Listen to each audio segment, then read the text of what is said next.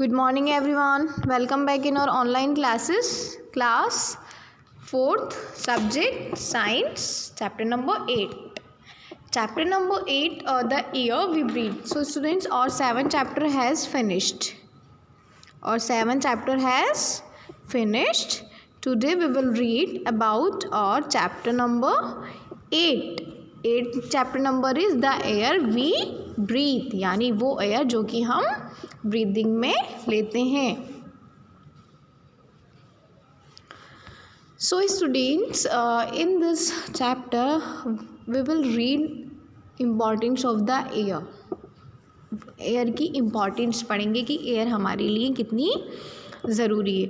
So the basic knowledge about the air is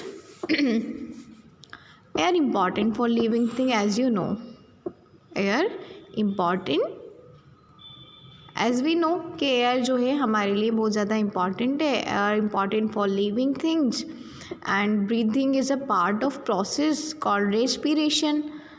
During respiration, a living thing takes in oxygen from the air and gives out carbon dioxide. This process gives animals and plants to the energy to eat, grow and live life. It means we all need air to survive. इसका मतलब ये हुआ कि हमें जो है अपनी life को सर्वाइव करने के लिए किसकी ज़रूरत होती है? एयर की ज़रूरत होती है. I am repeating the basic knowledge about the air. Air is important for living thing. Breathing is a part of process called respiration. देखिए सबसे ज़्यादा इम्पॉर्टेंट क्या है कि लिविंग थिंग्स जो है वो एयर पे डिपेंडेड है.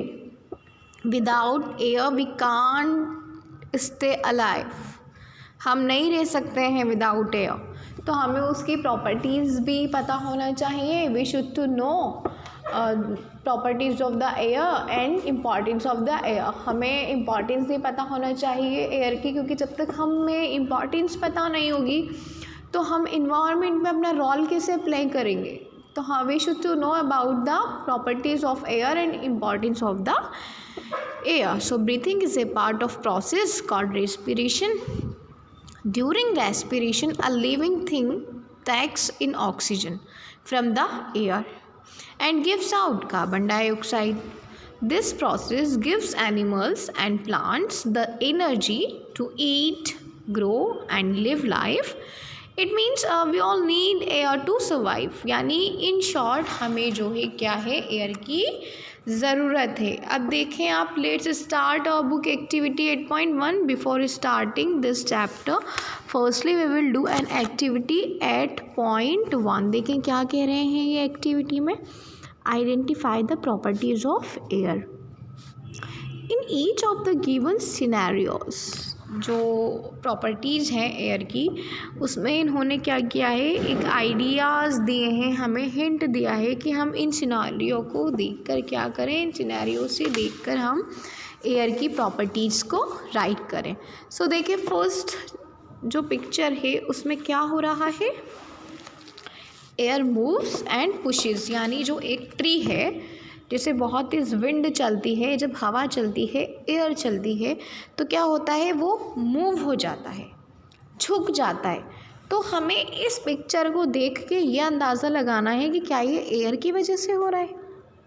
ये जो ट्री है ये एक साइड झुक रहा है, वन साइडेड हो रहा है, तो ये एयर की वजह से हो रहा है. तो क्या हुई एयर की प्रॉपर्टी? एयर की प्रॉपर्टी हुई air moves and pushes things. Air जो है थिंग्स को पुशेस करती है और मूव करती है. सेकंड देखें आप, क्या है ये एक रूलर है, स्केल वुडन रूलर है, जहाँ एक स्ट्रिंग बना है और एक स्ट्रिंग यहाँ है. ये बलून्स हैं. ये वाला बलून्स जो है वो इन्फ्लेटेड है, ये वाला बलून जो है वो डिफ्लेटेड है. इन्फ्लेटेड बलून का मतलब है जो कि एयर से फिल है.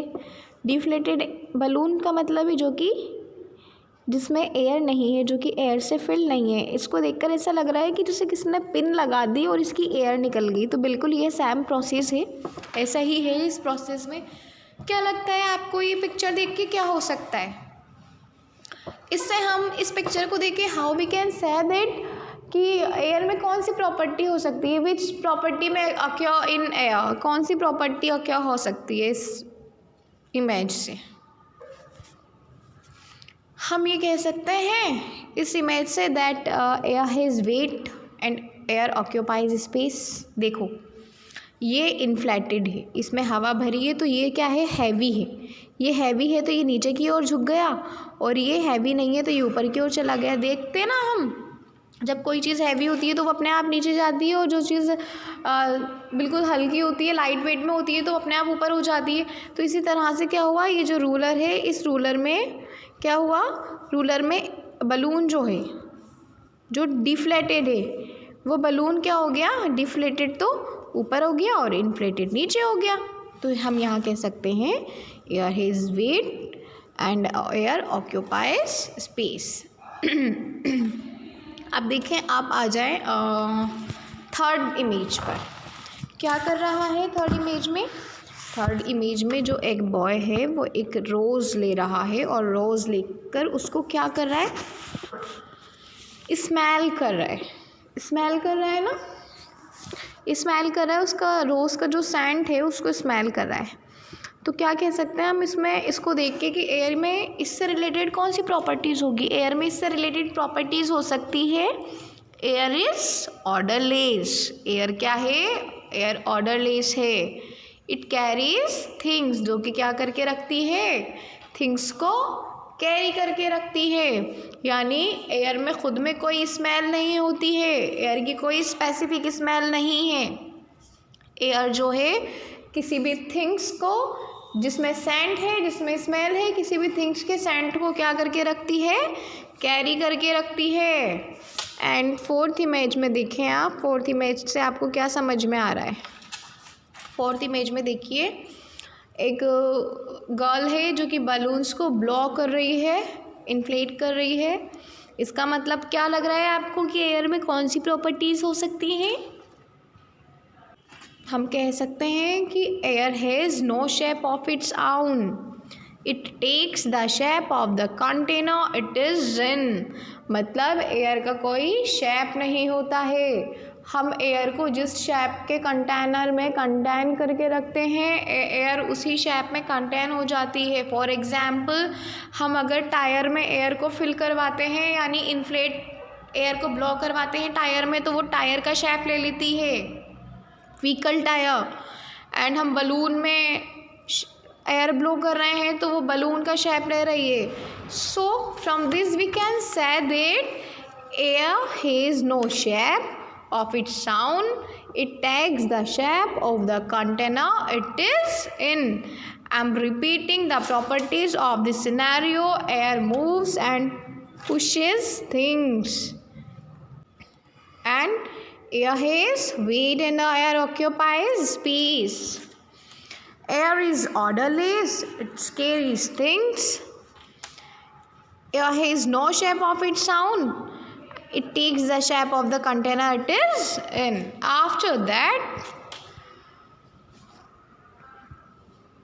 some properties of air. यहाँ क्या है, ये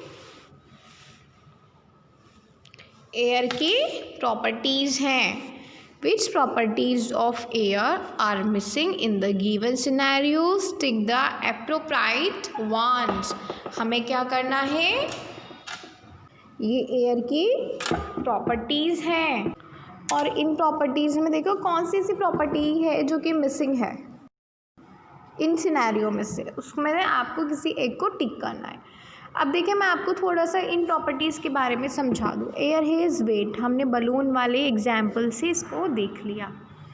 एयर कैरीज थिंग्स, हमने सेंट वाले, रोज़ की स्मेल वाले एग्जाम्पल से इसको भी देख लिया। एयर ऑक्यूपाइज स्पेस, एयर जो है स्पेस को ऑक्यूपाई करके रखता है, हमने इसको बलून्स के एग्जाम्पल से देख लिया। Air has no shape of its own, हम एयर को जिस भी कंटेनर में कंटेन करके रखते हैं, जिस भी कंटेनर में हम उसको फिल करते हैं, एयर उसी कंटेनर का शेप ले लेता है। Air is colourless and air is odourless, ये भी हमें पता है। क्या पता है हमें कि एयर जो है वो क्या होती है, एयर जो है वो कलरलेस होती है, एयर इनविजिबल होती है, हमें दिखाई नहीं देती है। Wind is nothing but moving air, wind जो है वो कुछ नहीं है लेकिन मूविंग एयर तो है, air is all around us but we can't see it. Air क्या है, कलरलेस है, क्योंकि हम क्या नहीं कर सकते हैं इसको, हम इसको देख नहीं सकते हैं, we can't see it, it is colourless and orderless. Orderless का मतलब क्या होता है, ऑर्डरलेस का मतलब होता है कि नो स्मेल, इसमें कोई स्मेल नहीं होती है। We can feel its presence around us when it moves, हम सिर्फ इसकी प्रेजेंस को क्या कर सकते हैं, हम सिर्फ इसकी प्रेजेंस को फील कर सकते हैं कि यस एयर इज़ ब्लो, कि हवा चल रही है। We breathe air to stay alive, हम क्या कर सकते हैं, ब्रीदिंग में इसको यूज़ कर सकते हैं। सो देखें आप, air moves and pushes things, हमने ये वाला एग्जाम्पल भी पढ़ा है कि the trees are waving because of the strong wind, जो वो ट्री था वो थोड़ा साइडेड हो रहा था, क्यों, क्योंकि एयर ने क्या किया, उसे मूव, एयर जब मूव हुई तो उसने थिंग्स को पुश किया। So after that we have learned some properties of air and their uses.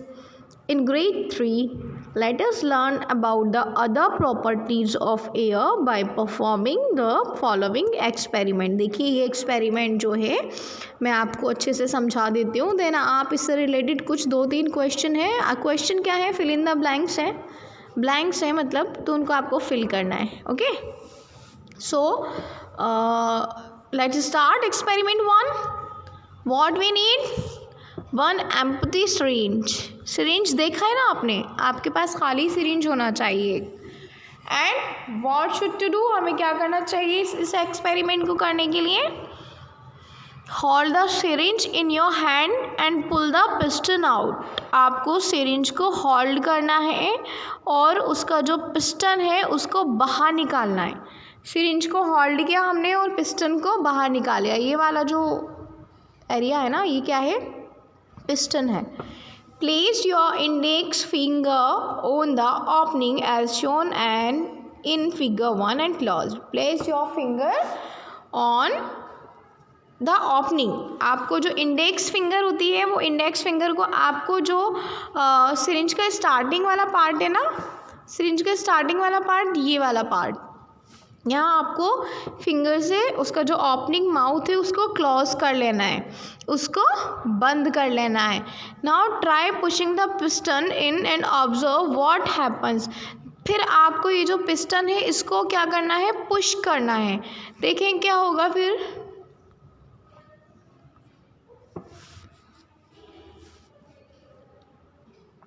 देखें, then turn your hand such that the opening of the syringe with the index finger closing the tip. अब आपने क्या किया, सबसे पहले देखिए, I am repeating, आपने एक खाली सिरिंज ली, उस खाली सिरिंज में आपने पिस्टन को बाहर निकाल के और उसका जो ओपनिंग माउथ है सिरिंज का उसको एक इंडेक्स फिंगर से बंद कर लिया। ठीक है, सेम पोजीशन को आपने सेकंड हैंड से किया, जहाँ से आपको इस तरह से रखना है इस सिरिंज को कि इसका जो सिरिंज का माउथ है वो आपके माउथ के पास, आपके फेस से फ्रंट पे रहे, जिस तरह से आप यहाँ देख सकते हैं। देखिए यहाँ जो पिस्टन है वो सेकंड हैंड में है और राइट हैंड में क्या है, राइट हैंड से सिरिंज का माउथ जो है वो बंद कर रखा है, क्लोज कर रखा है, यानी जो सिरिंज का माउथ है इन शॉर्ट आपके फेस की तरफ होना चाहिए। Then turn your hand, ये लिखा हुआ देखिए, then turn your hand such that the opening of the syringe with the index finger closing the tip is against your face. Slowly release your finger of the opening and push the piston. और क्या करना है आपको, ये कि आपको इसको hold करना है पिस्टन को और इसको क्लोज करना है और फिर आपको धीरे धीरे धीरे स्लोली आपका जो ओपनिंग से फिंगर है वो हटाना है और धीरे धीरे दूसरे हाथ से पिस्टन को पुश करना है। ओके, समझ गए ये एक्टिविटीज़। हमने एक सिरिंज लिया, उसके पिस्टन को पुश करके उसके ओपनिंग माउथ, सिरिंज के ओपनिंग माउथ को बंद कर दिया। फिर हमने वही प्रोसेस को टर्न करके सेकंड हैंड से अपने फेस की तरफ घुमा लिया। अब जो अपना सिरिंज का माउथ है वो हमारे फेस की तरफ है, और फिर हमने धीरे धीरे पिस्टन को पुश करना शुरू किया और धीरे धीरे उससे सिरिंज से जो माउथ हमने उसका क्लोज किया था उसको रिमूव करना शुरू किया।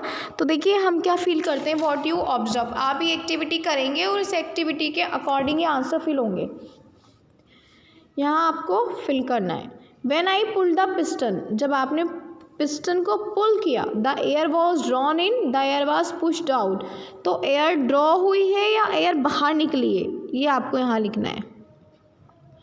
When I closed the syringe and pushed the piston, जब आपने सिरिंज को क्लोज किया और पिस्टन को पुश किया तो क्या हुआ, the air was pushed out, air push out हुई बाहर, या air was not pushed out की एयर पुश नहीं हुई। ये भी क्या करना है, आपको इस एक्टिविटी के अकॉर्डिंग ही फिल करना है।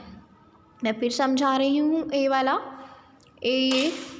जो क्वेश्चन है, When I pulled the piston, जब मैंने पिस्टन को पुल किया, the air was drawn in and the air was pushed out। तो क्या हुआ, जब मैंने पिस्टन को पुल किया तो एयर ड्रॉन हुआ कि एयर पुश हुआ। बी वाला देखिए, When I closed the syringe, जब मैंने सिरिंज को क्लोज किया and pushed the piston, और पिस्टन को क्या किया, पुश किया, then the air was push out. तो एयर पुश्ड होती है, पुश आउट होती है, या air was not push out, या एयर पुश आउट नहीं होती है। देखिए सी वाला जो क्वेश्चन है वो देखें आप। When I realised the finger and pushed the piston, जब मैंने फिंगर को रियलाइज़ किया एंड पुश्ड द पिस्टन, और फिर मैंने यानी धीरे धीरे जब मैंने अपने फिंगर को हटाना शुरू किया और पुश किया पिस्टन को, तब the air was pushed out and the air was drawn. तो एयर ड्रॉन होती है या एयर पुश होती है। तो देखिए बहुत अच्छा सा ये एक्सपेरिमेंट है, बहुत अच्छी सी ये एक्टिविटी है। आप इस एक्टिविटी को जब करेंगे ना तभी आप इस क्वेश्चन के आंसर फाइंड आउट कर सकेंगे। अगर हम इस एक्टिविटी को करते हैं तो हम इस क्वेश्चन के आंसर भी फाइंड आउट कर पाएंगे, और हम एयर की प्रॉपर्टीज़ बिना लर्न करे क्या कर पाएंगे, लर्न कर पाएंगे। क्योंकि जब हम एक्सपेरिमेंट करेंगे तो हमें बहुत सारी एयर की प्रॉपर्टीज़ धीरे धीरे समझ में आने लगेंगी। So please you should to try this experiment. आपको ये एक्सपेरिमेंट ट्राई करना है एयर की प्रॉपर्टीज़ को अपने दिमाग में रखते हुए, क्योंकि जब तक एयर की प्रॉपर्टीज़, आप भले ही एयर की प्रॉपर्टीज़ लर्न नहीं करें लेकिन आप उसका लॉजिक समझ गए कि अगर कोई अम्ब्रेला है वो फ्लिप हो रहा है तो क्यों हो रहा है, वो फ्लिप इसलिए हो रहा है बिकॉज ऑफ द विंड। कोई ट्री है वो मूव हो रहा है, वो वेविंग हो रहा है तो क्यों हो रहा है, because of the strong wind. अगर कोई क्लॉथ है वो मूविंग हो रहा है तो मूविंग होने के बाद the clothes are moving because of the wind. अगर क्लोथ्स जो हैं वो मूव हो रहे हैं तो क्यों हो रहे हैं, बिकॉज ऑफ द विंड। तो देखिए विंड और एयर हमारी लाइफ में एक बहुत हमारी लाइफ में, हमारे इन्वायरमेंट में एक बहुत अहम, एक बहुत मेजर, एक बहुत बड़ा रोल प्ले करती है। So we should to keep and we should to clean our environment, क्योंकि जब हम हमारे इन्वायरमेंट को क्लीन करते हैं, जब हम हमारे इन्वायरमेंट को क्लियर करेंगे, साफ़ करेंगे, क्लीन रखेंगे, तो उससे जो हमें एयर मिल रही है वो भी फ्रेश मिल पाएगी, और हमें रेस्पिरेशन से रिलेटेड जो भी डिजीज़ होती हैं वो नहीं हो पाएंगी। तो ये हमारे क्या हैं, कुछ रिस्पॉन्सिबिलिटीज़ हैं हमारे इन्वायरमेंट से रिलेटेड। जब तक हम हमारे इन्वायरमेंट का ख्याल नहीं रखेंगे तब तक हम हमारी हेल्दी लाइफ को नहीं जी पाएंगे, हम हेल्दी लाइफ सर्वाइव नहीं कर सकते हैं। तो we should to clean our environment and we should to aware our neighbors for the cleanliness of our environment. So students, after this we will continue in our next class. Thank you. Please listen this video carefully and write down here the answer. यहाँ आपको answer लिखना है। After this, we will continue in our next class. Thank you.